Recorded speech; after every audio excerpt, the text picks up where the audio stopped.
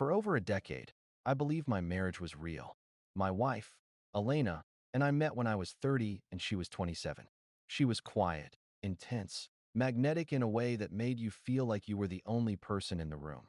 She told me early on that she had been married once before, to a man who died in a car accident 2 years before we met. She would mention him rarely, always in a respectful, solemn tone. I never pressed. Some memories aren't meant to be dug up. We married in a small courthouse ceremony. She said she couldn't handle big weddings because they reminded her of her late husband. That made sense to me. For 10 years, our marriage was not perfect, but solid, predictable, comfortable. She worked at an accounting firm. I worked in IT. We had routines. Sunday mornings were pancakes and coffee. Friday nights we watched whatever show we were behind on. We'd argue sometimes, but nothing abnormal. And then, 3 months ago, I received the phone call. It was a normal Wednesday. I was at my desk at work, half listening to a conference call, when an unknown number appeared on my phone. I ignored it. Then it rang again. Same number. I stepped out into the hallway and answered. Hello. A man's voice. Calm. Measured. Almost rehearsed. Hi. Is this Daniel Harper? Yes. Who's calling? A long pause. My name is Mark Caldwell, he said. Elena's husband. I actually laughed. Out loud. It sounded so absurd that I didn't even process the words fully. I think you're mistaken, I said. Elena's husband is me. Another pause. No, he said. I'm her husband. Legally. We never divorced. My stomach dropped. You what? I'm not calling to fight, he continued, as if this were a casual conversation. I'm calling because I finally tracked her down, and I thought you deserved to know. I felt like the hallway walls were folding in on me. That's impossible. She told me you were dead. There was a soft exhale, almost pitying. Yeah, he said. She told several people that. But I assure you, I'm very much alive. My blood went cold. Why would she say that? I managed to whisper. That's something you'll have to ask her, he replied.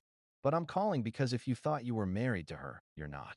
Our marriage was never dissolved, which means any marriage she attempted afterward isn't valid.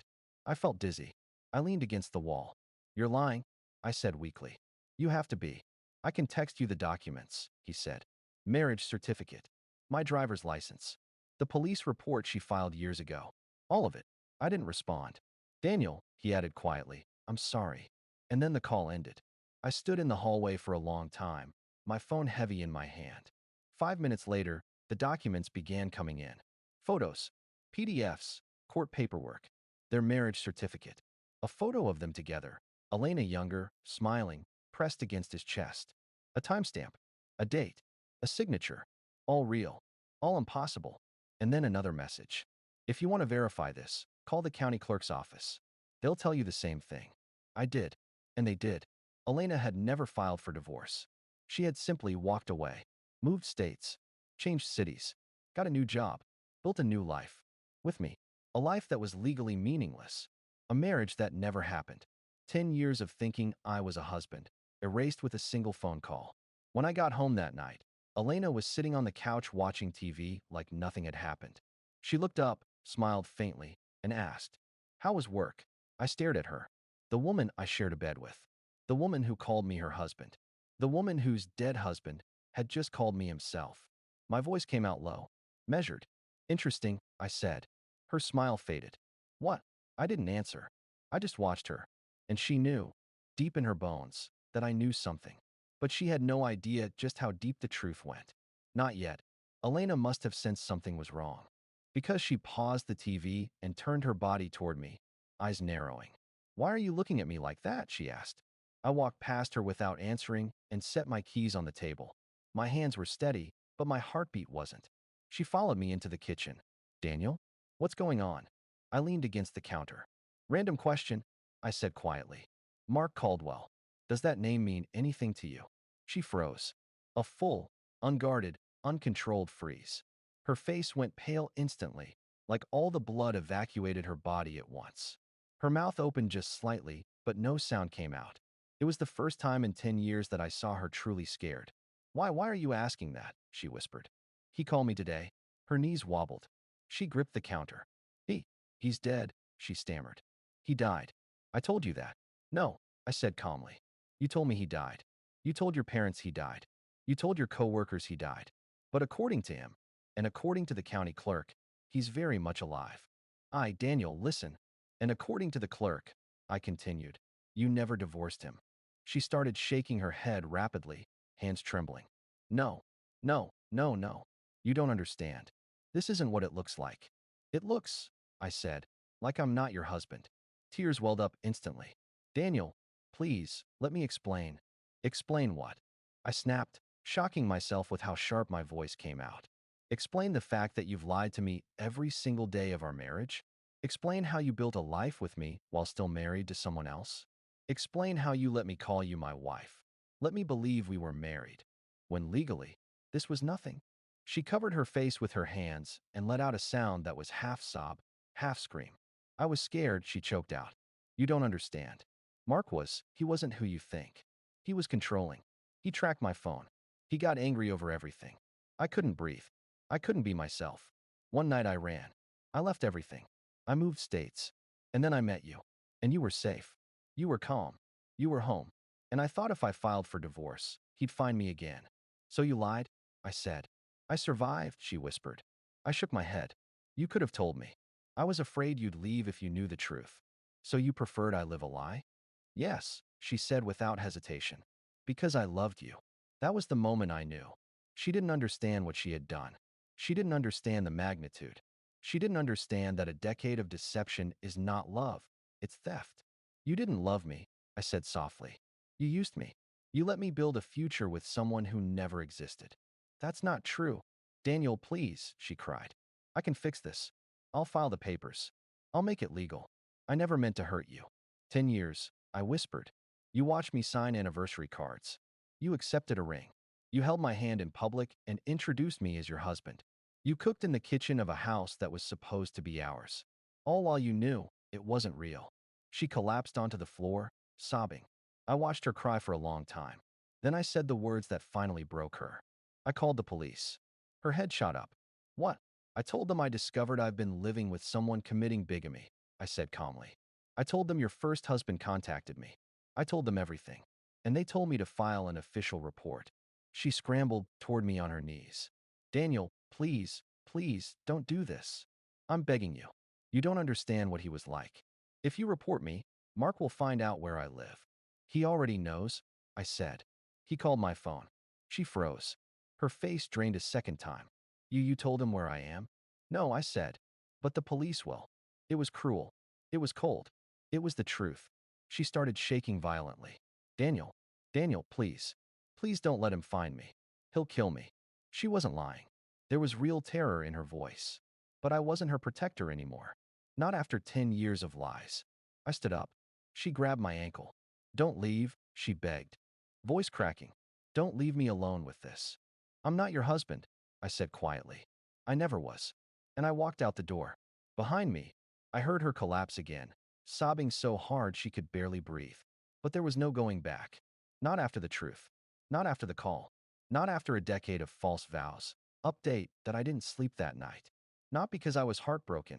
That part had already burned out of me like a dying star, but because everything felt hollow, silent, like someone had unplugged my entire life from the wall.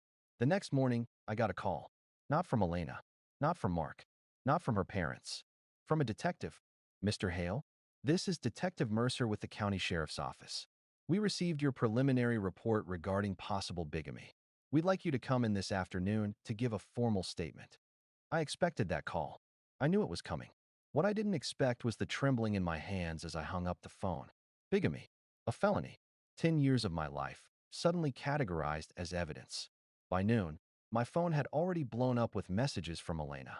Please, Daniel, I can explain more. I wasn't in the right state of mind last night. You can't involve the police. Mark is dangerous. You don't understand what you're doing. Please answer. Please. Then, 19 missed calls. I blocked her. Not out of spite, out of necessity. Every time her name lit up my phone, I felt a conflict in my chest that I didn't want to feel. The part of me that spent 10 years loving her still twitched. The part of me that learned the truth stayed silent. At the station, things escalated fast. Detective Mercer met me in a small glass-walled interview room. She was calm, polite, but her tone didn't leave room for misunderstanding. We've already pulled public records, she said, sliding a folder across the table. You're correct. There is no divorce decree for Elena Caldwell. There was never a petition filed. And based on the marriage license, she is still legally married to Mr. Caldwell. The words were sharp, blunt, painful, even though I already knew. Then the detective asked a question I didn't see coming.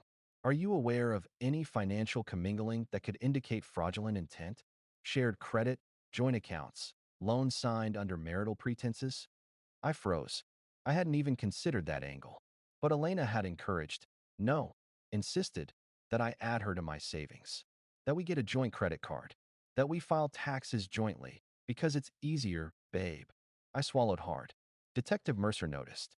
Mr. Hale, she said gently, I'm not asking to invade your privacy. I'm asking because if she used a false marital status for financial gain, this becomes more than bigamy. It can enter fraud territory. I nodded slowly. I can give you account statements, I said. Her pen scratched across her notepad. Good. That will help us. The interview lasted over an hour. By the end of it, the detective said the words that finally made the room spin. We'll be contacting Ms. Caldwell soon. Likely today. I assume she is not aware of the report yet. She knows, I said. I told her last night. The detective exhaled. Then expect her to reach out to you. Possibly show up. Do not engage. Do not meet her. If she comes to your home or workplace, call us immediately. That warning felt surreal. Like I was in a movie based on someone else's life. On the drive home, my phone buzzed again, but this time from an unknown number. I should have ignored it. I didn't. Daniel. Her voice. Crying. Broken. Shaking. I went to the clerk's office, she whispered. I know you told them. I know everything is real. Please talk to me. Please. I'm scared. I said nothing. You don't know what you've done, she said. They called Mark. They told him about the inquiry. He knows where I am now. I closed my eyes. Daniel, I need you. Please. Don't hang up. Her breath hitched. You were supposed to protect me. That was the moment something inside me finally snapped. I protected someone who didn't exist, I said quietly. I protected a woman who lied about everything. I protected a marriage that wasn't real. But I am not your shield anymore. Please, she sobbed. He's going to come here. That's something you should tell the police, I said. Not me. And I hung up. For the first time since the truth surfaced, I felt something new. Not anger. Not grief. Not confusion. Relief. But the relief didn't last. Because at midnight, someone knocked on my door. Not loud. Not angry. Just steady. Continuous. I approached slowly. Looked through the peephole. And my blood turned to ice. Not Elena. Not the police. Mark. Her dead husband. Standing there. Alive. Expressionless. And waiting. He leaned closer to the door, as if he knew I was on the other side. Then he spoke, voice low and calm. Daniel, open the door. We need to talk. Now. The knock resumed, harder this time. And louder. I stepped back from the door. This wasn't over. Not even close. Final update. Mark didn't stop knocking. It wasn't frantic or violent. That would have been easier. At least then I'd know what I was dealing with. No. It was slow. Measured. A steady, relentless rhythm that felt more like a countdown than a threat. When the knocking finally stopped, I didn't move. I stood frozen behind the door for a full minute, listening, waiting, barely breathing. Then his voice slipped through the wood again. Daniel, I'm not here to fight. Another pause. I want my wife back. The words crawled under my skin. Not because of the claim, but because he said it with a kind of calm certainty, like a man who had nothing left to lose. I didn't open the door. Instead, I pulled out my phone and dialed 911 with hands that didn't feel like my own. By the time officers arrived, the hallway was empty. Mark was gone. I filed a report. I gave a statement. The officers searched the area. Nothing. When they left, the silence in my apartment felt louder than any shouting match Elena and I ever had. At 3:27 a.m., my phone buzzed again, this time with a message from Elena's mother. Daniel, please call me. Elena left the house. She's terrified. Mark is unstable. Please. I didn't reply. I couldn't. I was done being the emergency contact for a life built on lies. Morning came like a slap. Detective Mercer called before I even had coffee. We made contact with Ms. Caldwell, she said. She came into the station early this morning. She filed for a protective order against Mr. Caldwell. That surprised me, but not as much as what she said next. She also gave a full confession. My breath caught. What kind of confession? I asked. Everything, the detective said. The bigamy, the fake documents, the financial entanglements. She admitted she never finalized the divorce because she thought he would go away eventually. She admitted she lied to you about him being dead. She admitted she stayed married to protect herself financially from him. And she admitted she married you knowing it wasn't legal. I expected to feel satisfaction, vindication, something sharp and triumphant. But all I felt was a kind of exhausted emptiness. Where is she now? I asked quietly. She's being processed. After that, she'll be staying with her mother until the arraignment.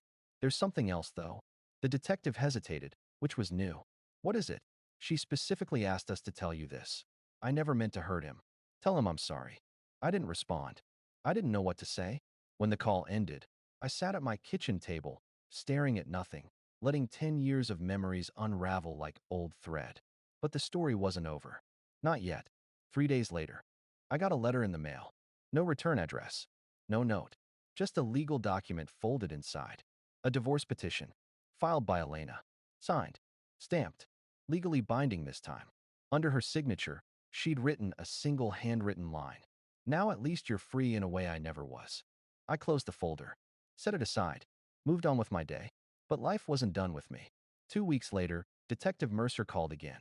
You should know, she said. Mr. Caldwell was taken into custody. What? What? He violated the protective order. Twice. Showed up at her mother's house. Pounded on the door. Neighbors called. He resisted arrest. He's going to be away for a while. I exhaled slowly. And Elena? I asked. She's cooperating. She's trying, I suppose.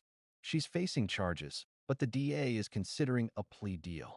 I nodded, even though she couldn't see me. Thank you, I said. After the call, I walked outside for the first time in days. The air felt cold and clean. The world felt different somehow, quieter, heavier, but clearer. That night, I sat on my balcony with a beer, watching the city lights flicker. Not thinking about Elena. Not thinking about Mark. Just breathing. Then my phone buzzed. A number I didn't recognize. A text message. I almost ignored it. Almost. But I opened it. Thank you for not hating me. I know I don't deserve it. I hope one day you find someone who chooses you honestly. Elena. I typed a reply. I erased it. I typed another. Deleted that too. Finally, I wrote only one thing. I hope you find peace. Then I blocked her for the last time. Not out of anger. Out of closure. 10 years of my life ended not with a scream, not with betrayal, not with a dramatic confrontation, but with a quiet, simple realization. I was free. And the truth? The real truth? I wasn't her victim. I wasn't her mistake. I wasn't her backup plan. I was the one who walked away. I was the one who survived the lies. I was the one who got to rebuild. And one day, maybe soon, maybe not, I'll be the one who learns to trust again. But for now, I'm okay with the silence. Because the silence, finally, belongs to me.